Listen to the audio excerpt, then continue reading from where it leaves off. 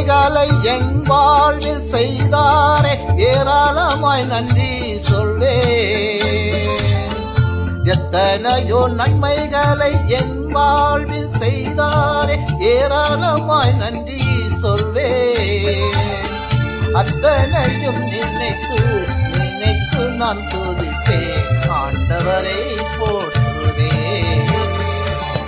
அத்தனையும் நினைத்து நினைத்து நான் துதிப்பேன், ஆண்டவரை போற்றுவேன். நன்றி சொல்லாமல் இருக்கவே முடியாது, பல நன்மை செய்த இயேசுவுக்கே நன்றி நன்றி நன்றி என்று சொல்லி நான்